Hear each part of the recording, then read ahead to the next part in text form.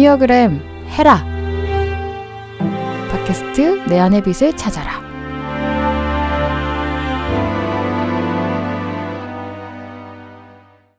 이제 조이님의 인터뷰를 조금 더 들어가 보도록 하겠습니다. 네. 오늘의 진짜 주제는 일이 될 거고요. 조금 더 세부 주제를 들어간다면 일은 내가 아니다.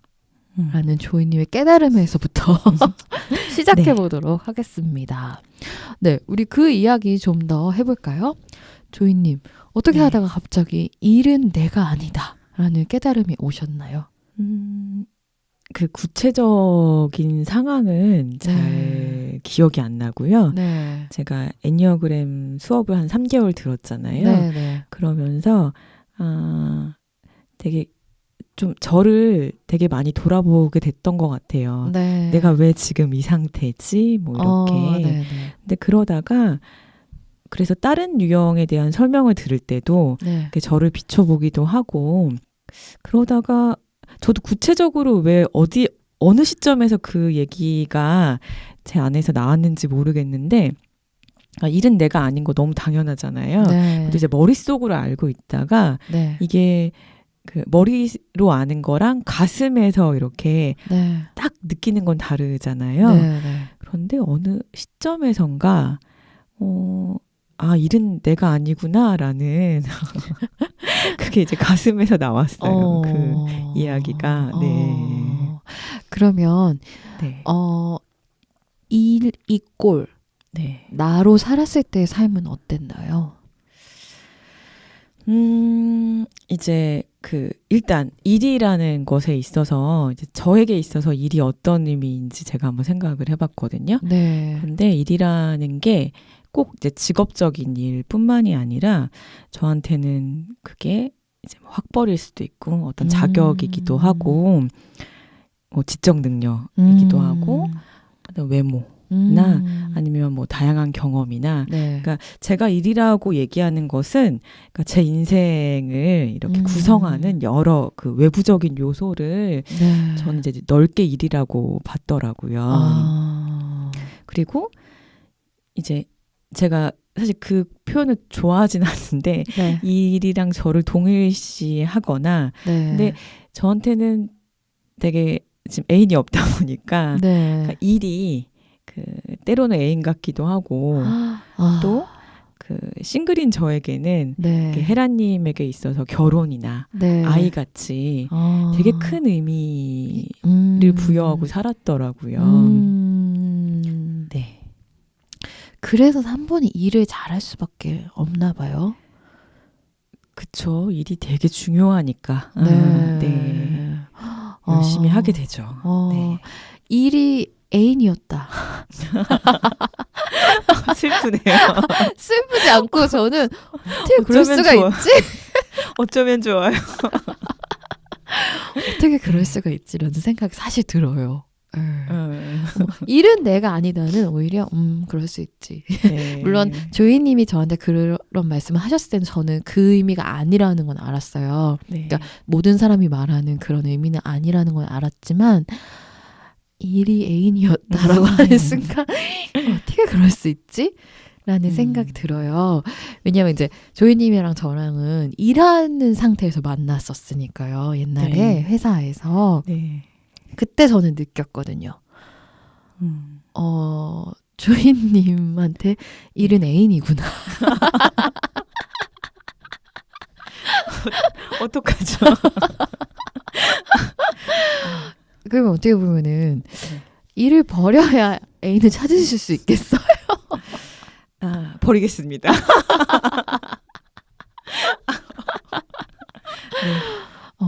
근데 저는 이제 같이 일을 해봤으니까 네. 일을 진짜 애인처럼 여기더라고요. 네. 제가 본 네. 조이님은 정말 일단 일을 정말 사랑한다는 느낌이 있었어요. 네. 네. 그래서 막 일을 아끼고 보듬고 마치 일을 떠나보낼 때 느낌도 애인과 헤어지는 느낌. 맞아요.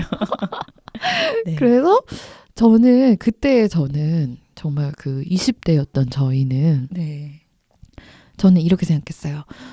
아, 전이처럼 일해야 일을 잘하는 거구나 라는 생각을 했어요. 왜냐면은 일에 온 마음을 다한다라는 생각이 들었었거든요. 마치 사랑을 할 때처럼. 그때는 어떤 느낌이셨어요? 정말로는? 언제요? 그 회사 다닐 네, 때요? 우리가 같이 회사를 다닐 때요. 아니 근데 그때도 그렇고 지금도 그렇고요. 제가 되게 일에 많은 에너지를 투자하고 네. 이렇게 에너지를 쏟고 이렇게 열심히 하는 거는 사실 변함은 없고요. 그런데 저는 이제 그게 제가 유능하다기보다는 오히려 그때는 네. 제가 부족해서 더 열심히 해야지 하는 생각으로 일을 했던 것 같고 그런데 이제 그때도 막 일을 사랑해 뭐 이런 느낌이라기보다는 그런데 제가 되게 일을 소중히 생각하고 열심히 하는 경향이 강하다 뭐 이런 거는 예, 저도 좀 알고 있었어요. 근데 이제 정말 일을 사랑하는 느낌이 어떤 게 있었냐면 예를 들면 저희가 둘 다 해외 영업부니까 네. 카운터 파트너가 있어요. 네. 그러니까는 그 조이님은 일본 법인을 담당하셨고 네. 그때 저는 아마 일본 법인 담당하실 때 저는 약간 마케팅 기획팀 해외 네. 마케팅 기획팀이라 그 따로 법인이 없을 때라서 그때 저는 이렇게 생각했던 것 같아요. 나도 어느 한 법인을 담당하게 되면 저렇게 되려나? 라는 생각을 했었어요. 근데 이제 그 일본 법인 전체를 사랑하는 느낌이 있었거든요. 네. 네. 그러니까 그 카운터 파트너인 일본 법인의 그 과장님? 네. 도 정말 내 식구처럼 챙기는 네, 그런 느낌? 네, 그리고 그분도 이 조이님을 엄청 이제 잘 챙기시고 그런 모습이 참 좋아 보였었어요.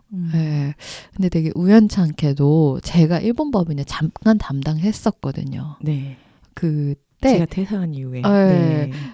저분이 갑자기 퇴사하시는 바람에 일본어 한마디 못하는 제가 엄격결에 진짜 확 맞게 됐었는데 네. 저는 되게 신기했던 건 전 그렇지 않더라고요. 그러니까 당연히 내 법인이니까 아무리 잠시 맡았어도 최선을 다했지만 사랑한다는 느낌은 없었었어요. 오히려 책임감, 의무감 이런 게 더 컸었고 오히려 조이님이 저한테 갑자기 획 맡기고 가는 바람에 저 언니가 만들어 놓은 걸 망치면 안 되는데 그런 생각이 더 컸던 것 같아요. 네. 그래서 지금 제가 묻고 싶은 거는 네. 어떻게 그렇게 잘 사랑한다 이런 느낌은 없다고 하셨지만 옆에서 보기에는 심하게 사랑했거든요. 그때는 어떻게 그렇게 하실 수 있었나요? 그때는 제 첫 직장이기도 하고 졸업하고 첫 직장이기도 하고 제가 원래 일본과 관련된 일을 그 당시에는 하고 싶었기 때문에 되게 딱 제가 원하던 그 곳이었어요. 당시에는. 그래서 일도 되게 재밌었고 네. 그 이제 일본 법인에 계신 분들도 너무 좋았고 네, 네. 그래서 진짜로 이렇게 좋아하면서 일을 했던 것 같아요. 그래서 제가 지금도 기억에 남는 게 제가 회사를 그만두는데 막 눈물이 나는 거예요. 아쉬워서. 네. 제가 그만두는 거여서도. 스스로. 네. 근데 그때 어떤 제가 결심을 했냐면 어떤 생각이 들었었냐면 제가 이 회사를 그만두지만 다시 그러니까 그런 느낌이었어요. 후회가 없었어요. 일을 한 거에 대해서 왜 어떤 일을 그만둘 때 내가 좀 이랬으면 하는 생각이 드는데 많이 부족했지만 그래도 후회가 없었고 그리고 그때 그런 생각을 했어요. 제가 나중에 다시 일을 하게 되더라도 그러니까 그 회사에 그 자리에서 일할 수는 없잖아요. 네네. 그러면 나중에 돌아봤을 때 후회가 남지 않게 일을 해야 되겠다라는 생각이 그때도 들었었고 그러다 보니까 그 이후에도 되게 이 성경에 보면 그런 말이 있거든요. 그러니까 마음과 정성과 뜻과 힘을 다해서 하나님을 섬겨라인데 저는 그런 그러니까 의도하고 막 늘 생각하고 이런 건 아닌데 그런 자세로 일을 좀 해오지 않았을까라는 생각은 들어요. 네. 그러니까 일을 이 정도로 사랑하시는 분이 갑자기 일은 내가 아니다. 네. 네. 네. 그래서 그렇게 딱 되니까 갑자기 그러니까 일은 내가 아니다 네. 했을 때 어떻게 되시는 거야? 그 후는? 그 후로 상태가 별로 좋지 않아서 마치 갑자기 네. 무언가를 잃은 것처럼? 일이 내가 아니다라고 생각하니까 일이 너무 하기가 싫은 거예요. 그래서 근데 기본적으로 아까 말씀드린 것처럼 성실함을 탑재하고 있기 때문에 네. 제가 해야 될 일들을 안 하지는 않죠. 네. 그런데 아까 제가 일이라는 의미를 되게 넓게 봤잖아요. 네. 그러니까 정말 최소한도로 해야 되는 필수 불가결한 일들은 했지만 그 외에 그 막 이것저것 하려고 했던 네. 그런 에너지들이 이렇게 쭉 가라앉아서 한동안 네. 일이 내가 아니다 그랬더니 아무것도 하기가 싫더라고요. 그래서 약간 이게 저희가 정반합이라 그러잖아요. 네. 그러니까 약간 극단으로 갔다가 또 살짝 극단으로 왔다가 이제 좀 중간을 찾아야 하지 않을까 뭐 이런 생각을 하고 있어요. 그러면은 이 이야기를 듣고 계신 청취자분들이 궁금할 것 같아요. 네. 일은 나이고 일을 그만큼 사랑해서 잘할 수 있다면 뭐하러 일은 내가 아니다라고 생각해? 끝까지 일이 나이면 네. 훨씬 일도 잘할 수 있고 인정받을 수 있고 네. 또 일을 하기 싫은 것에서도 벗어날 수 있고 근데 왜 일은 내가 아니다라는 깨달음이 중요하셨을까요? 제가 이 녹음을 준비하면서 네. 좀 생각을 했는데 요새는 제가 잊고 있던 문구가 있는데 네. 제가 늘 자소서를 쓰거나 아니면 네. 저를 소개할 때 네. 좌우명으로 쓰는 게 일신 후 일신이에요.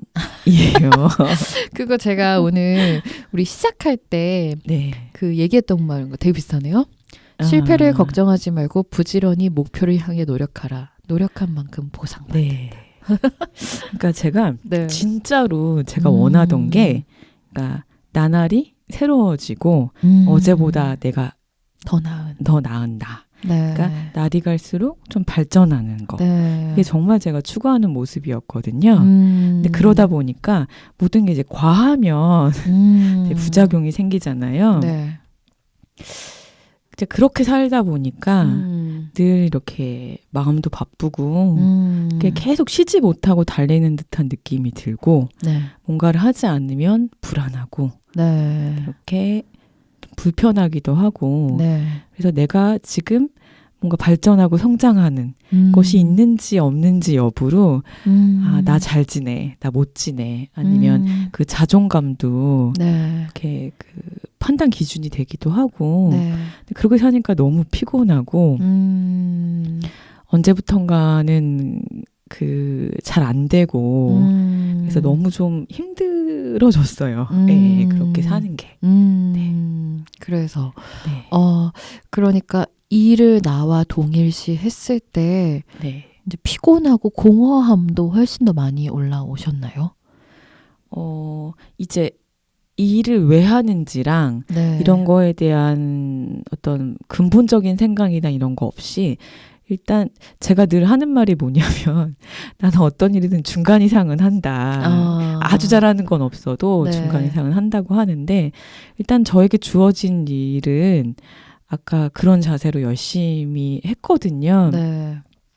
그러니까 내가 때로는 왜 하는지 모르면서도 계속 그냥 계속 달리고 열심히 하는 그런 느낌으로 그러니까 해왔기 때문에 이제 그렇게 일을 하고 집에 가면 되게 공허한 거죠. 내가 왜 이렇게 하고 있지? 라는 생각이 드는데 또 다음날 눈을 뜨면 또 나가서 열심히 일을 하고 집에 오면 좀 마음이 또 허한데 예. 마음이 허할 때는 어떻게 하셨어요? 뭐 여러 가지 어떤 방법을 상태가 안 좋을 때는 네. 그냥 TV로 어.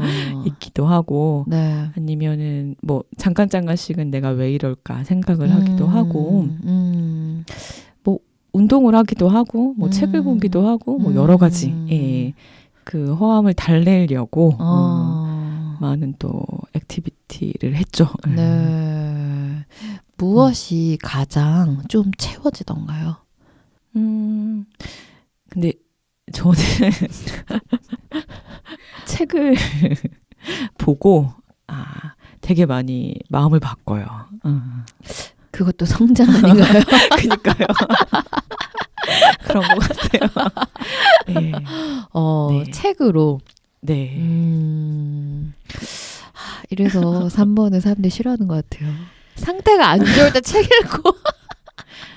그러니까 상태가 아주 안 좋을 때는 네. 그냥 누워서 TV 보고요. 근데 조금이라도 그 상태를 극복할 힘이 좀 있을 때는 네.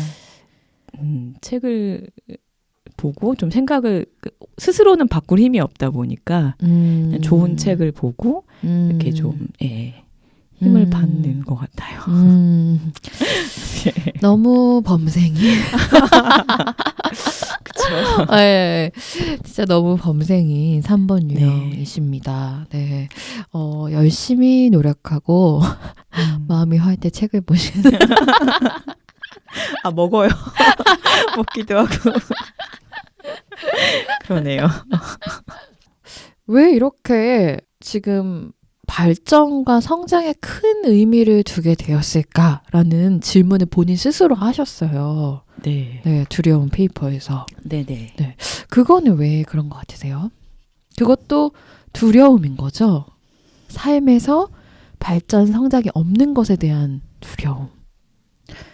그렇죠. 네. 네. 발전하고 성장하고 싶고 네. 발전하고 성장해야 된다라는 네. 그 약간 강박관념처럼 그랬죠. 네, 네네. 네, 네. 누구나 사실 그렇게 생각은 하거든요. 네. 네, 특히나 현대사회를 살면 달리지 않으면 도태되는 것 같은 느낌이 있잖아요. 네. 근데 그래도 다른 사람들도 사실 두려움도 있어요. 네. 그렇지만 3번만큼 그것을 잘하는 유형은 잘 없죠.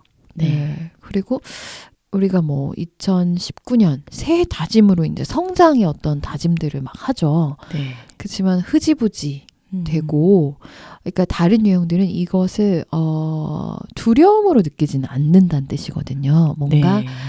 그냥 새해 다짐 뭐 이렇게 좀 더 가볍게 생각하다가 중간에 안 되면 내년에 하지 뭐 이런 식 정도인데 왜 이게 두려움이 되었을까요? 삶에서 발전 성장이 없는 두려움. 네.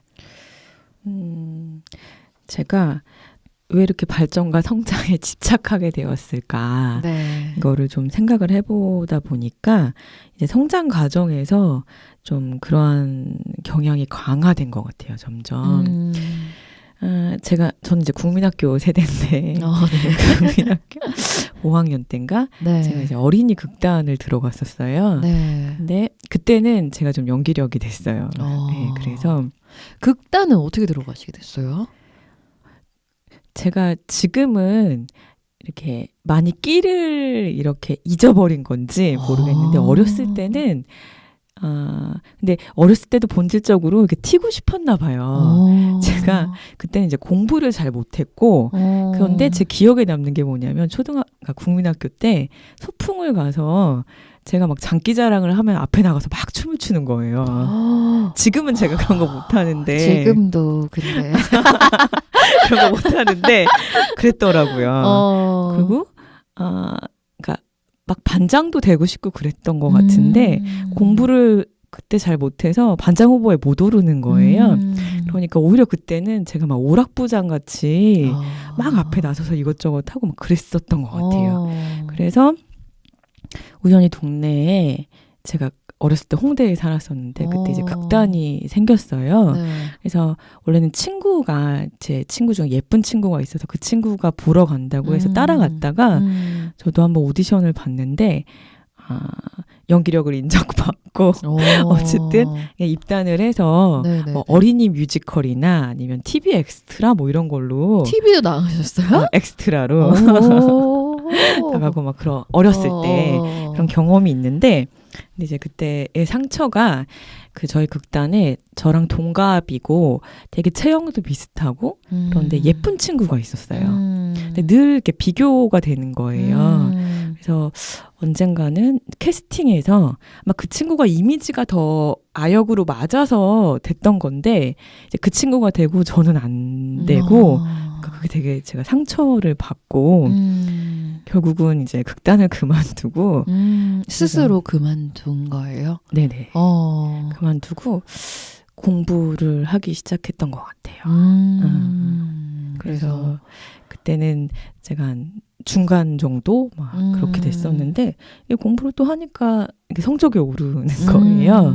그래서 제가 중학교 1학년 때 한 반에서 10등 정도 뭐 이 정도였는데 이렇게 매년 갈수록 이렇게 성적이 오르더니 고등학교 때는 이제 저희 학교가 공부를 그렇게 잘하는 학교가 아니어서 그러니까 뭐 전교 1등도 계속 하고 뭐 그랬어요.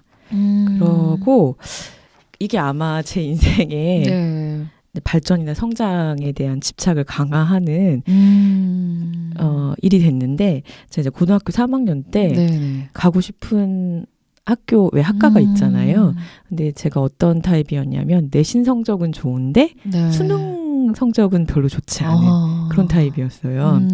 그런데 그래서 담임 선생님이 너 지금 이 성적으로는 네가 원하는 곳에 갈 수 없다라고 하셨는데 그때 제가 어떻게 말씀을 드렸냐면 한 달에 10점씩 올리면 되잖아요 라고 말씀을 드렸어요.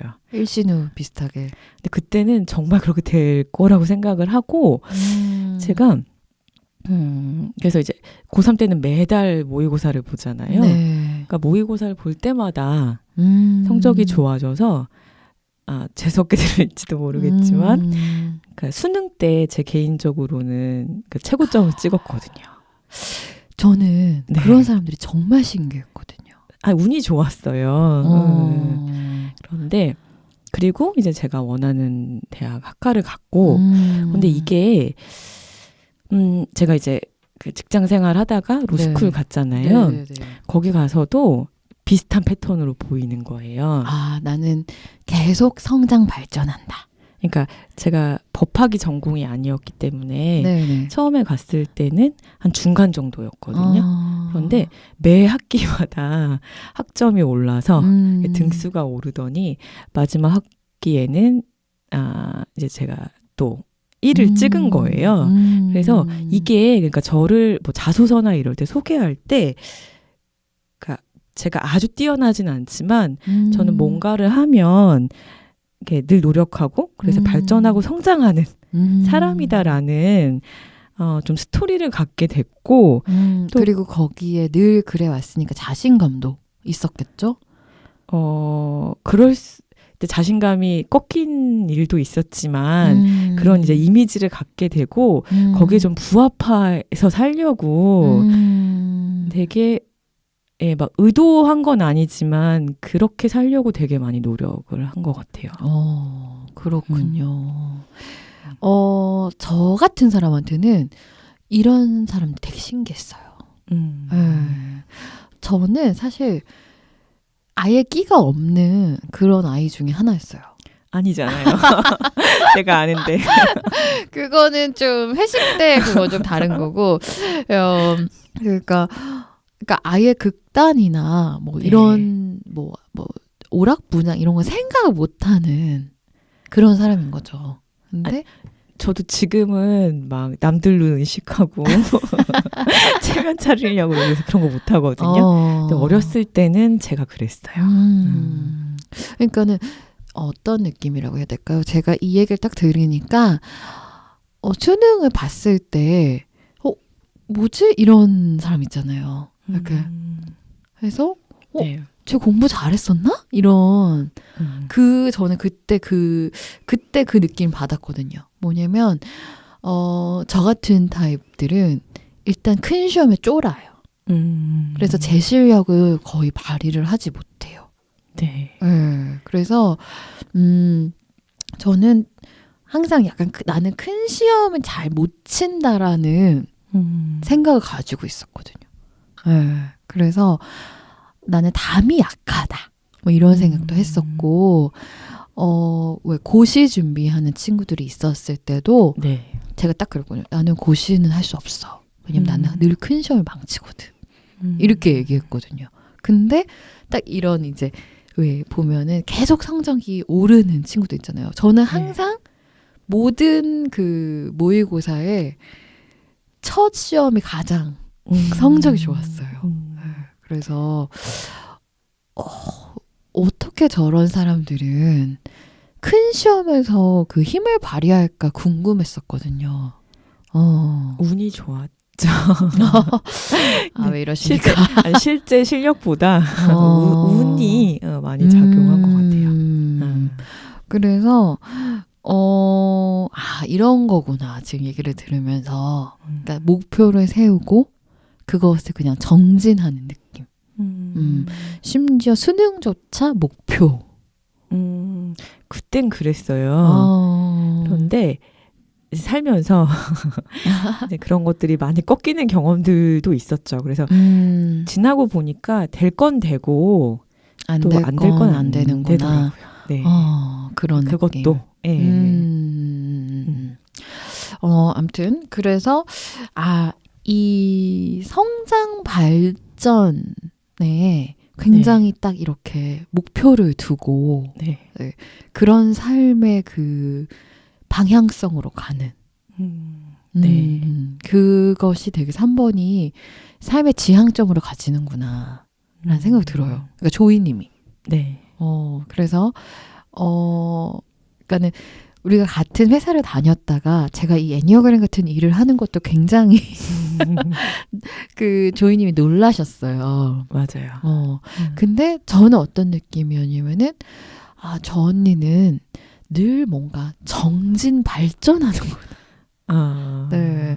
지금 조이님의 현 직업은 변호사십니다. 네. 네. 그래서 제가 회사를 그만두고도 항상 그 더 높은 곳을 지향하는구나. 라는 느낌을 받았거든요. 네. 맞나요?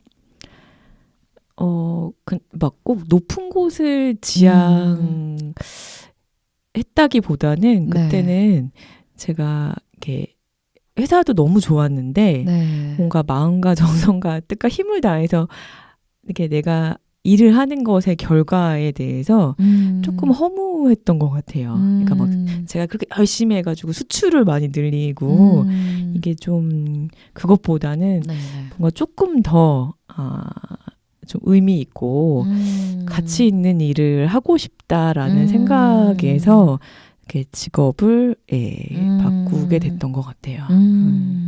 그렇구나. 이제 그러니까 저도 비슷한 생각으로 사실 회사를 그만뒀잖아요. 그거는 조이님이 2년 좀 넘게 다니셨나요? 회사에? 2년 반. 2년 반. 그리고 제가 5년 반 정도 다니고 그만뒀거든요. 근데 저는 그때 그만두면서 처음 했던 생각이 내가 정말 해보고 싶은 거 한 번만 해보고 더 어릴 때 한 번만 해보고 살아야겠다. 왜냐면 왠지 이때 아니면 안 될 것 같다라는 생각을 했었어요. 그래서 저는 유학을 선택했던 거고 조이님은 그때 다시 수능을 보셨죠.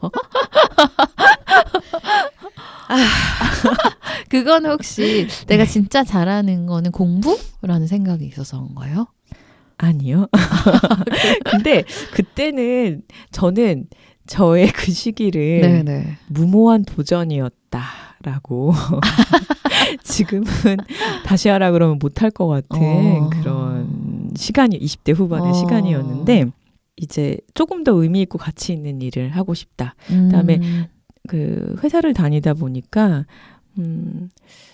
제가 좀 동기부여가 잘 안 됐어요. 그러니까 내가 계속 열심히 일을 해서 이곳에서 뭐 이루고 싶은 그런 목표가 잘 네. 이렇게 안 잡혀서 그럴 즈음에 제 주위에서 직장 생활을 하시다가 한의사가 되신 분이 계셨는데 그분이 제 옆에서 이렇게 바람을 계속 넣으셨어요. 너 할 수 있다. 그래서 그냥 막연하게 그냥 사람들을 직접적으로 고쳐주고 맞아요. 그런 게 좀 더 의미 있고 예, 제가 보기엔 가치 있을 것 같아서 그럼 나도 한의대를 가볼까? 뭐 이래가지고 갑자기 20대 후반에 노량진 재수학원에 들어갔죠. 전 정말 용기 있는 선택이라고 생각했었어요, 그때. 근데 그때도 제가 봤을 때는 그 10대의 그 수능 때 있잖아요. 그러니까 제가 그랬던 것 같아요. 하면 된다. 무엇이든지. 그 느낌이 20대 때는 남아 있어가지고, 그러니까 물론 제가 문과였기 때문에 이과 공부 어렵겠지만 하면 될 것 같았거든요. 그때는. 그래서 들어갔다가 쓴맛을 보고 그때 저한테 그러셨죠. 수학은 진짜 안 된다. 그때 저한테 그렇게 말씀하지 않으셨나요? 수투? 네, 제가 이과 수학의 벽을 못 넘더라고요. 공부를 죽어라 했는데도 점수가 안 나와서 그때 접었죠. 네. 그러면 그때가 조이님 인생의 정말 암흑기라고 얘기할 수 있나요? 그쵸. 제가 정말 그때 올인을 해서 공부를 하고 열과 성을 다해서 네. 공부도 그쵸. 그렇게 공부를 하고 딱 그걸 적고 나서 제가 딱 30이 됐었거든요. 그때가 이제 30 즈음에 이제. 네. 근데 그때 제가 20대 정말 열심히 살았는데 남아있는 게 하나도 없는 거예요. 그쵸, 맞아요. 회사 생활도 사실 우리가 많이 한 게 아니라 돈도 그쵸? 많이 그쵸. 모을 수도 없었었고.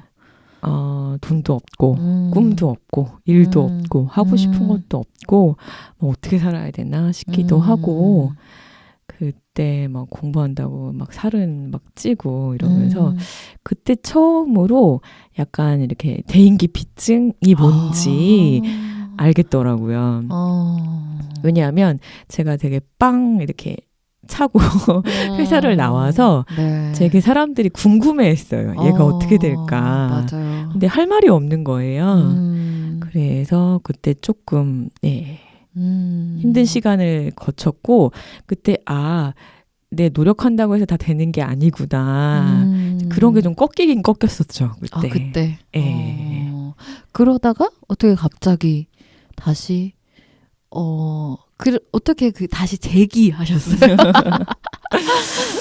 그때 그래서 제가 한동안 그러니까 근데 다시 직장을 들어가더라도 좀 본질적인 고민이 비슷할 거란 생각이 들어서 어떻게 해야 되나라는 생각을 가지고 잠깐 일을 했었어요. 그러니까 뭐 이렇게 계약직처럼 이렇게 일을 잠깐 하는 동안에 뭐 어떻게 살아야 되지 고민도 하고 그런데 그때 또 제 주위에 직장 생활을 하다가 이제 로스쿨이 그때쯤 생겨가지고 로스쿨을 준비하는 그 친구가 있었어요. 근데 그 친구가 저한테 하는 말이 또 문과니까 로스쿨이 더 맞을 것 같으니까 너도 준비해봐 이러는 거예요. 근데 사실 저는 그닥 로스쿨을 갈 생각이 없었고 막 한의대 간다 그랬다가 막 로스쿨 간다 그랬다가 무슨 타이틀 따라 사는 사람 같고 그래서 내키지가 않았는데 할 게 없는 거예요. 그래서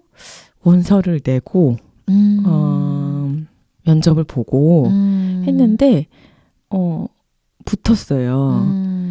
근데 또 막상 붙고 나니까 되게 가보자 싶더라고요. 그래서 이제 로스쿨에 갔는데 공부가 재밌었어요. 그러니까 법 공부가 생각보다. 네, 저랑 그래서 엄청 로스쿨 때 힘들긴 했는데 왜냐하면 그냥 눈 뜨자마자 왜냐면 그 사실 보는 분들이 몇 년 동안 공부하는 것을 3년 동안 압축해서 이렇게 공부를 해야 되니까 정말 고3 때보다 강도 높은 강도로 3년 동안 3년. 해야 되니까. 그러니까 고3을 3년 동안 뭐 이 정도 수준으로 공부를 하면서도 네. 되게 즐겁게 당시에는 공부를 좀 했었고 그때 어떤 생각이 그때 들었냐면 아 인생이 내 뜻대로 되는 게 아니구나. 그리고 이게 내가 원했던 길은 아닌데 잘 맞는 것 같고 그래서 되게 내가 이 길로 가자고 해도 아니면 이렇게 돌아가게 되는구나 라는 생각을 했던 것 같아요. 그래서 로스쿨에 진학을 했고 지금은 예, 졸업 후에 변호사로 예, 일하고 있습니다. 근데 이제 그 회사원 했다가 네. 막 진짜 막 수능도 봤다가 다시 로스쿨 진학했다가 지금 변호사가 되셨잖아요. 네. 지금의 일은 얼마나 나에게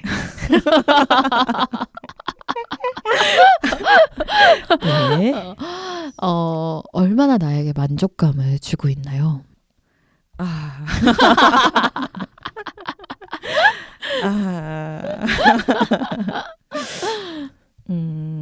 일단은 제 기본적인 성향이 네.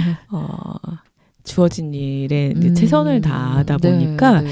변호사가 돼서도 초기에 몇 년 동안은 일에 흠뻑 빠지셨죠. 그쵸. 왜냐하면 이거는 이게 어떤 사람에게 되게 중요한 일이기도 하고 결과가 네. 바로바로 나오니까 예전에 회사 다닐 때는 누가 이렇게 제가 좀 실수를 하더라도 이렇게 누가 책임져 주고 이러는데 그런 문제가 아니더라고요. 그래서 되게 제대로 빨리 된 변호사가 돼야 된다라는 생각으로 되게 또 몇 년 동안은 열심히 일을 했는데 네.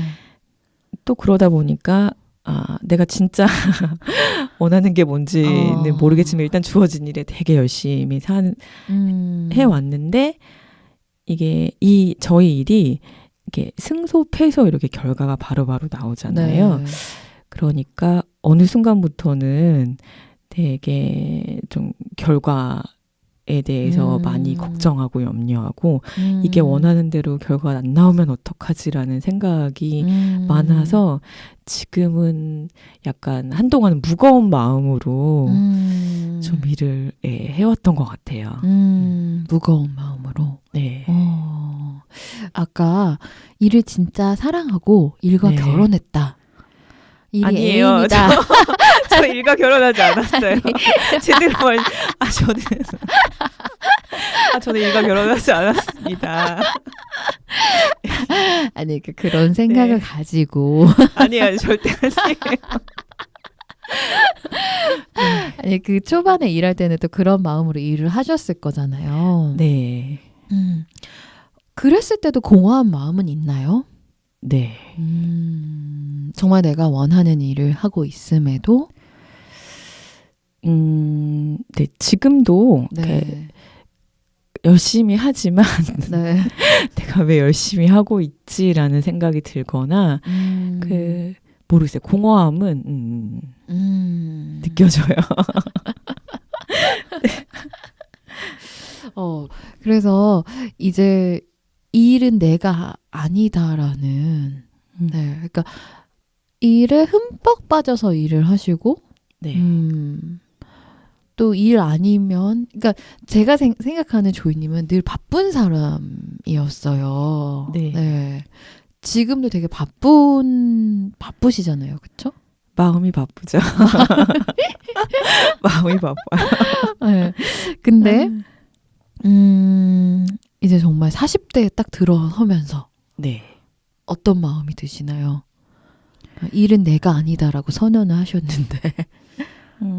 그러니까 제가 그렇게 살아온 게 네. 막 뭐가 잘못됐거나 그런 건 아닌데, 그러니까 제가 이제 드는 생각은 모든 게 너무 극단으로 치우칠 때가 문제인 것 같아요. 그러니까 그것도 되게 일을 뭐 사랑하고 열심히 하는 게 나쁜 게 아니잖아요. 그럼요. 근데 이제 그게 과했을 때, 그러니까 균형을 잃었을 때, 네. 그게 문제인 것 같아서 어, 그리고 그렇게 막 아둥바둥 애쓰며 살아봤자 네. 인생 뭐 있나라는 생각이 들기도 하고 그래서 좀 지금은 균형 있는 삶을 살아야 되겠다. 좀 중심을 잡고 살아야 되겠다. 왜 그렇게 일이 중요한지 그냥 맹목적으로 달리는 게 아니라 좀 정말 내가 원하는 게 뭐고 좀 생각하면서 가야겠다라는 생각을 하고 있습니다. 네.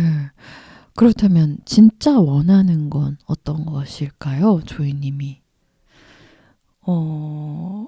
저도 정말 행복하게 살고 싶거든요. 그러니까 아마 제가 발전하고 성장하는 것에 집착했던 것도 네. 그럴 때 뭔가 잠시나마 좀 만족감을 느끼고 행복했던 것 같아요. 그래서 지금은 제가 진짜 원하는 거, 뭐 다른 사람도 마찬가지겠지만, 네.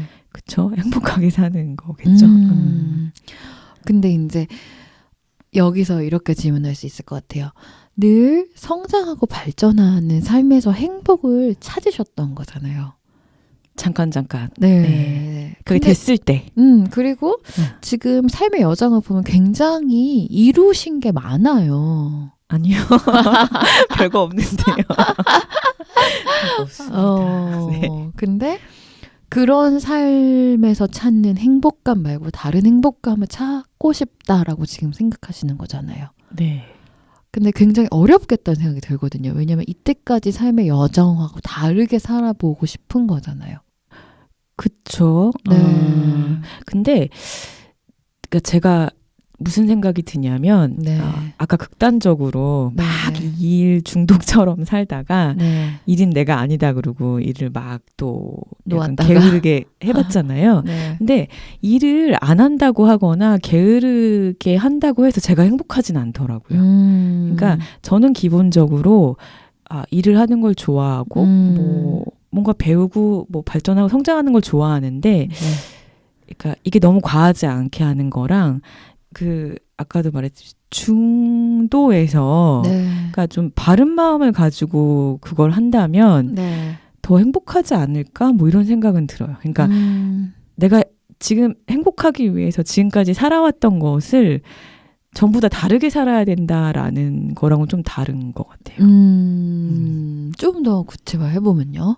사실 어려울 것 같거든요. 왜냐하면 일에 흠뻑 빠지는 것도 사실은 습관화되어 있는 것 같거든요. 네. 네. 마치 연애를 하면 연애에 흠뻑 빠져서 다른 것이 안 보이는 것과 비슷한. 저는 실질 연애를 하고 싶습니다. 이 자리를 밝혀서. 네. 이 일과 연애를 하려는 게 아닙니다. 그러면 다른 질문. 네. 연애를 하실 때는 네. 일을 해야 되는데 연애를 했을 때 이 두 가지를 다 열심히 하실 수 있나요? 또 노력하겠죠. 노력하겠죠. 그것도 노력하면 할 수 있다.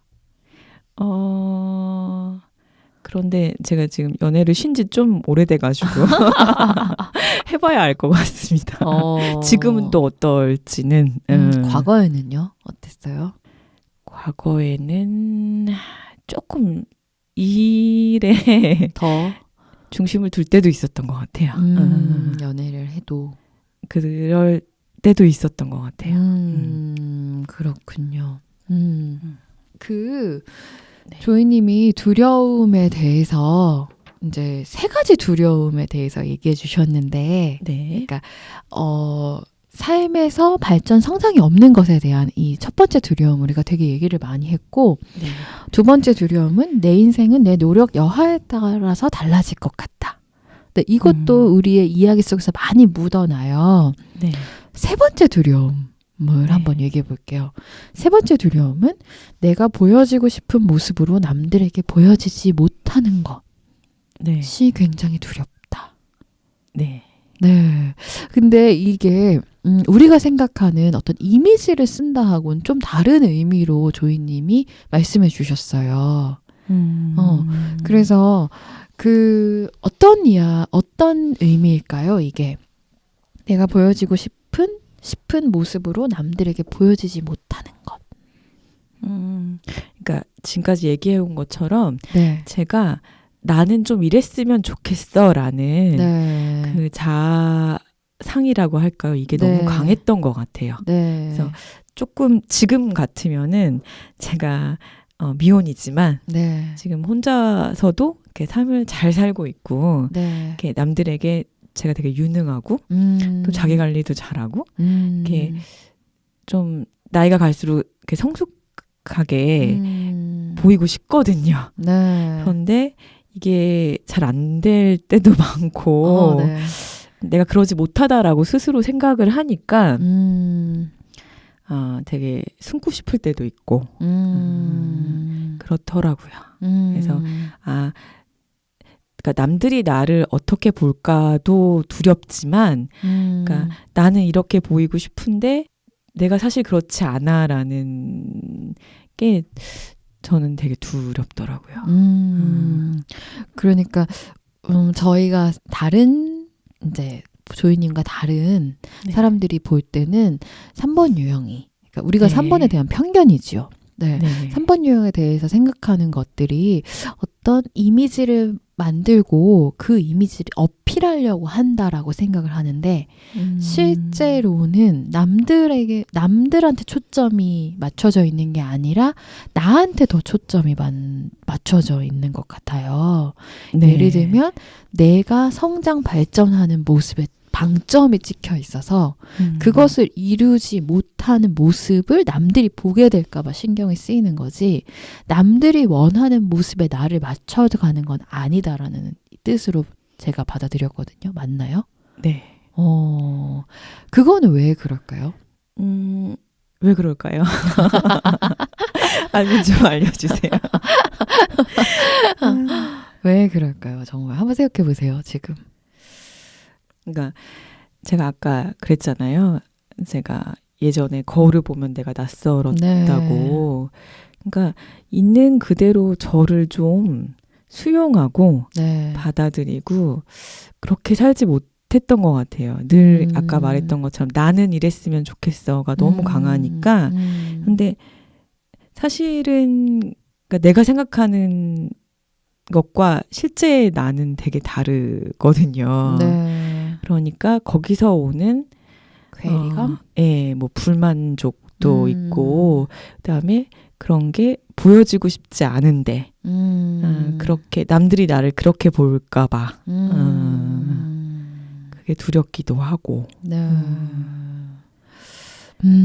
그런 것 같아요. 네.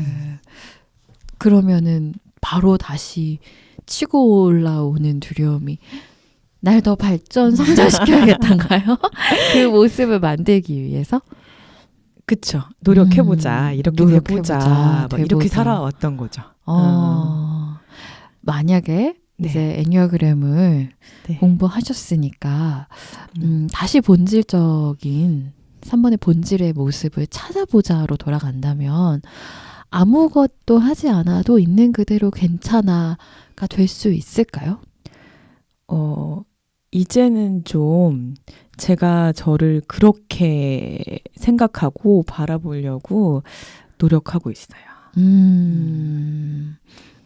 구체적으로 어떻게 노력하고 계신가요? 이제 예전에는 거울을 보면 네.